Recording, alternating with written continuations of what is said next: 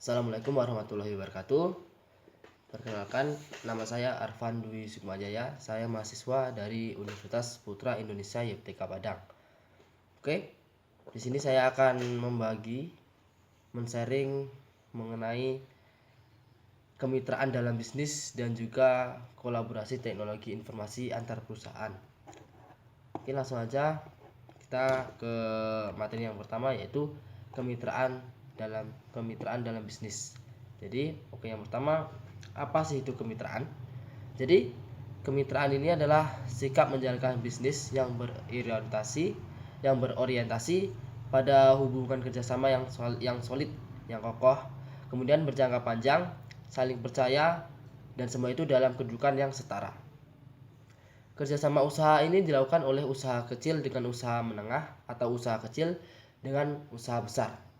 Kemudian kerjasama ini disertai dengan pembinaan dan pengembangan oleh usaha menengah atau usaha besar tersebut dengan memperhatikan prinsip-prinsip saling memerlukan, kemudian saling memperkuat dan saling menguntungkan.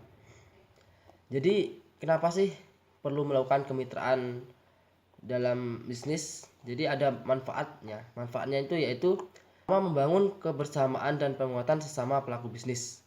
Manfaat kedua yaitu memenuhi kebutuhan dalam menjaga kinerja kompetitif perusahaan. Kemudian berkesinambungan dan berkelanjutan usaha dalam sektor yang sama atau yang relate. Kemudian membangun kebersamaan dan penguatan sesama pelaku bisnis. Itu tadi manfaatnya. Oke, kemudian bagaimana sih cara mencapai kemitraan dalam bisnis supaya berlangsung baik dan saling menguntungkan? Oke, yang pertama kita perlu ketahui dulu beberapa hal yang harus diperhatikan oleh para mitra dalam melakukan kemitraan dalam bisnis. Oke, yang pertama, para mitra harus bersedia melepaskan sebagian dari kebebasannya dalam posisi kekuasaannya demi kesempatan memperoleh keuntungan yang lebih besar. Kemudian para mitra harus mau membagikan atau men-sharingkan secara sebanding baik investasi maupun keuntungannya. Oke, kemudian supplier juga perlu mengubah sikapnya yang awalnya dari sekedar mengusahakan kepuasan pembelinya menjadi lebih proaktif agar pembelinya lebih memiliki kemampuan bersaing melalui proyek yang bersama. Kemudian selain supplier, kemudian pembeli juga perlu mengubah sikapnya yang dari berusaha membeli dalam jumlah besar sehingga menekan biaya karena jumlahnya besar, menjadi lebih berpartisipasi dengan supplier dalam usaha yang dapat menguntungkan kedua belah pihak. Kemudian tidak hanya investasi dan keuntungan yang dipikul bersama, tapi juga biaya ekstra yang mungkin timbul, dan jangan membebankan biaya tersebut pada salah satu pihak saja. Kedua mitra ini harus saling bekerjasama dengan anggota atau jaringan yang lain untuk meningkatkan kemampuan jaringan supply secara keseluruhan. Oke, apa sih yang menjadi kekuatan dari kemitraan atau the spirit of partnership? Oke, untuk menjaga kemitraan ini yang perlu diperhatikan yaitu yang pertama, mempunyai tujuan yang sama, kemudian saling menguntungkan, saling mempercayai, kemudian harus bersifat terbuka, kemudian menjalin kerjasama ini dalam jangka panjang, kemudian terus menerus mengusahakan perbaikan dalam mutu dan biaya.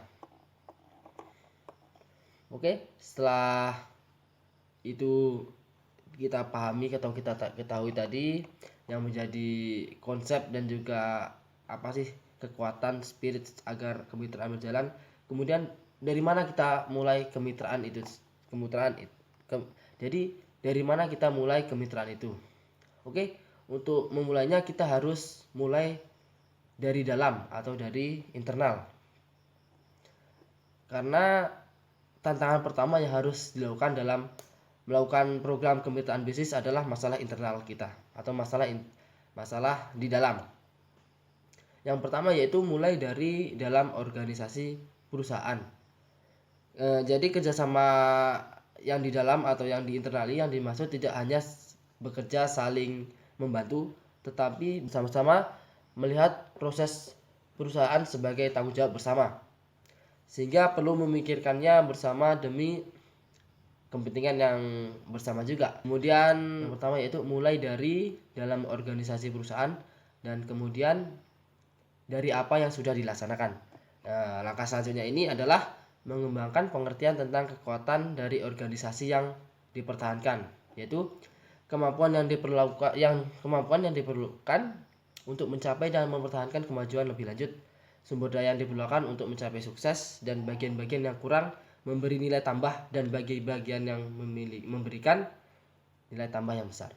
Oke, kemudian yang ketiga yaitu berkembang dari arah hulu atau hilir. Jika secara internal kerjasama sudah dapat mengubah kebiasaan yang lama, maka tiba masanya untuk meningkatkan kerjasama ke arah luar, baik ke hilir maupun ke hulu.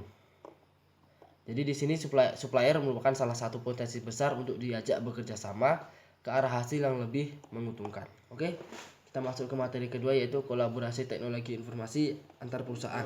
Jadi kolaborasi teknologi informasi ini biasanya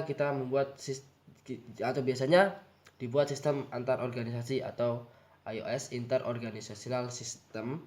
Ini akan terbentuk jika ada 2 atau lebih perusahaan bekerja sama dalam pemakaian teknologi informasi. Kemudian fenomena yang muncul belakangan ini tidak lepas dari, maksudnya itu semua ya, tidak yang menjadi kerjasama teknologi ini tidak terlepas dari kemajuan teknologi informasi yang sekarang ini menawarkan berbagai jenis produk yang pokoknya intinya semua berbasis elektronik. Kemudian ada dalam kolaborasi ini ada 3 jenis sistem yang ditawarkan bagi perusahaan yang berniat mengimplementasikan sistem antar organisasi atau IOS. Yang pertama yaitu intranet, yang kedua internet, dan yang ketiga extranet.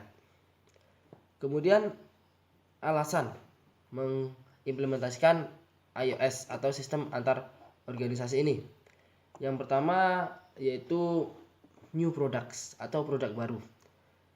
Yaitu tujuan pertama yaitu yang tadi ya, new product atau produk baru yang tidak mungkin dihasilkan oleh masing-masing perusahaan jika berdiri sendiri.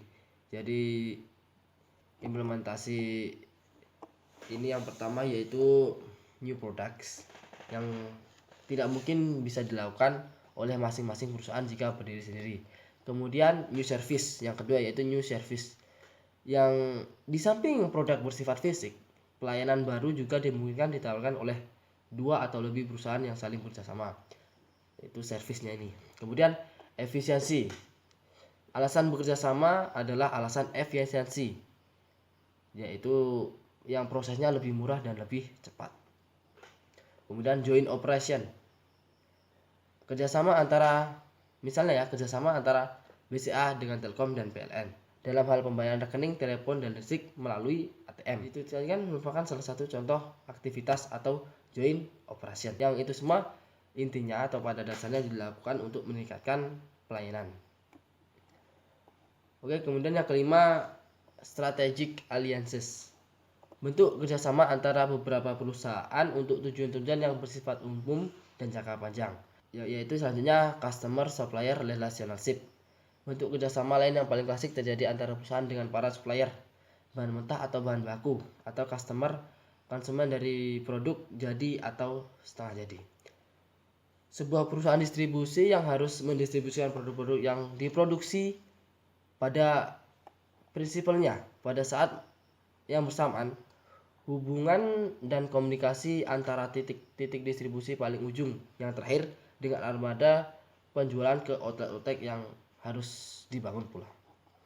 Kemudian yang ketujuh yaitu outsourcing. Dalam sebuah perusahaan kerap terlihat adanya suatu aktivitas yang berkaitan dengan data, proses maupun teknologi yang bukan merupakan tulang punggung utama dalam bisnis perusahaan tersebut atau yang bisnis inti.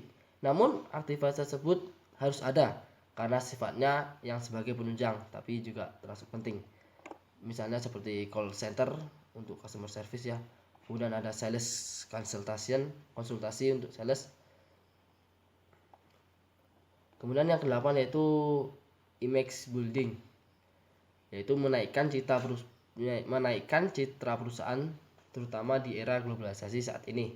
Banyak perusahaan asing yang ingin menambahkan model di perusahaan lokal atau bekerja sama atau joint venture dengan mengajukan syarat bahwa perusahaan lokal harus sudah mengimplementasikan teknologi informasi yang canggih. Jadi itu tadi penjelasannya mengenai kemitraan dalam bisnis dan juga kolaborasi teknologi informasi antar perusahaan.